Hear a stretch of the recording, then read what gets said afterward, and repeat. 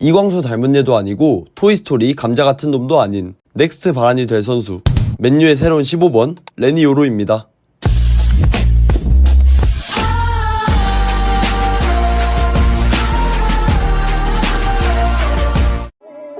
레니 요로의 맨유 합류가 공식적으로 발표되었습니다.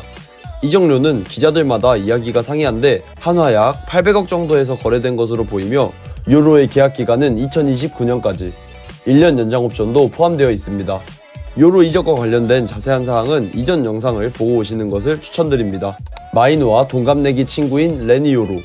데뷔 2년차밖에 되지 않았기에 레니 요로가 어떤 선수인지 잘 모르시는 분들이 많을 텐데 이에 대해 깊고 빠르게 분석해 보도록 하겠습니다. 2005년생, 정말 어마무시한 나이입니다. 프랑스 국적의 어린 센터백 레니 요로는 나쁘지 않은 신장에 여리여리한 체격을 가지고 있습니다. 포지션은 오른쪽 센터백. 지난 시즌 히트맵을 보면 알 수 있겠지만 우측 센터백으로 계속해서 뛰었기에 리산드로의 짝으로 적합한 프로필을 가지고 있습니다.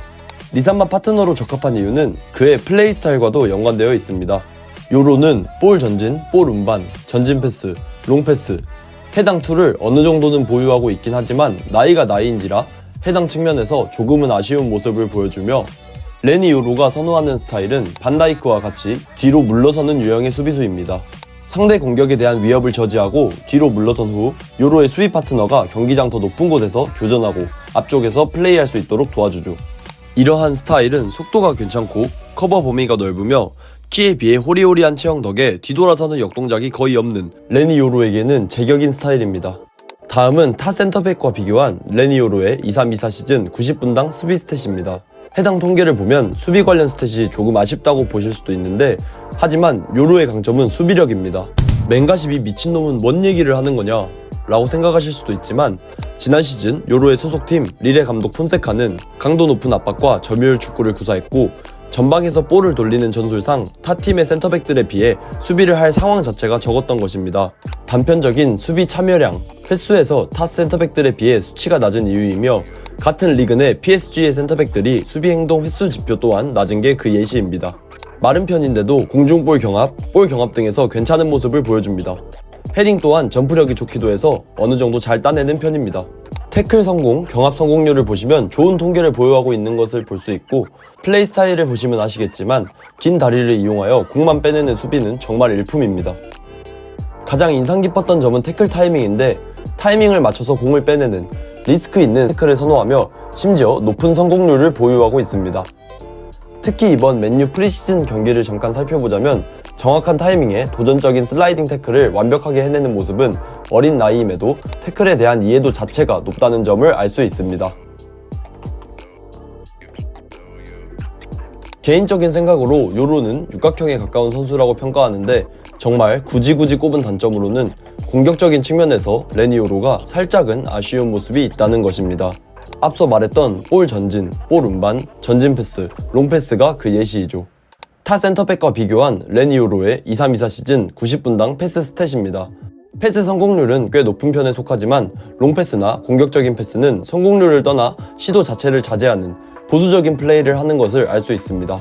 또한 볼을 가지고 있는 시간은 많지만 앞서 말했듯 공격적인 패스 또한 자제하면서 볼 전진, 볼 운반 또한 지향하는 것을 알 수 있습니다. 그래도 플레이를 살펴보면 발밑이 괜찮고 드리블도 곧잘 치는 선수라서 볼 전진, 볼 운반, 전진 패스, 롱 패스 이러한 공격적인 플레이를 지난 시즌 릴의 전술상 감독이 못하게 레니 요로 거세를 시킨 것인지 아니면 아직까지 해당 측면에서 원래 부족한 모습을 보여주는 건지는 맨유에서 플레이하는 모습을 지켜봐야 할 것 같습니다. 저는 개인적으로 전자라고 생각되는 게 이번 프리시즌 경기에서는 롱패스도 곧잘 하는 모습을 자주 보여주면서 이런 툴도 가지고 있다 라는 점을 보여주었습니다. 그리고 맨유에선 볼 전진, 볼 운반, 전진 패스, 롱 패스 해당 부분에서 미친 능력을 가지고 있는 선수가 있기 때문에 리산마가 이러한 부분을 도맡아서 하고 요로가 뒷공간 커버 및 뒤에서 받쳐주는 역할을 한다면 좋은 시너지가 날 수 있다고 예상합니다. 또한 제가 이 선수를 보면서 느낀 점은 도사처럼 플레이하는 여유를 가지고 플레이한다는 점인데 이 나이에 이런 모습을 보여주는 것을 보고 포지션은 다르지만 지난 시즌 마이누가 연상되면서 스쿼드 퀄리티가 한층 높아지겠다는 생각이 들었습니다. 많은 분들이 확정적이던 더리우트가 레니 요로 합류로 인해 올지 안 올지 모르는 상황이 된 것에 대해 요로 맞게 영입한 거 맞냐? 라는 의구심이 들 텐데 개인적으로 큰 걱정 않으셔도 된다고 생각합니다. 일단 더리우트는 아직 합류 가능성이 꽤 남아있는 상황이며 이와 관련해선 지난 영상을 보고 오시는 것을 추천드립니다. 그리고 요로가 더리우트만큼의 증명을 한 것은 절대 아니지만 골든보이 탑5에 들 정도의 재능, 심지어 수비수들 중엔 1등이죠.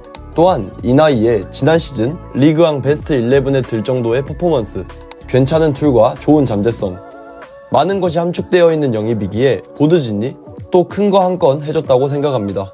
이번 영상에서 레니 요로 스카우팅으로 선수 스타일과 관련된 점들을 분석해봤는데 다음 영상에서는 요즘 미쳐 날뛰고 있는 그저 고트, 맨유 보드진과 맨유의 파격적인 이적 시장 행보를 알아보도록 하겠습니다. 맹가십이었습니다. 감사합니다.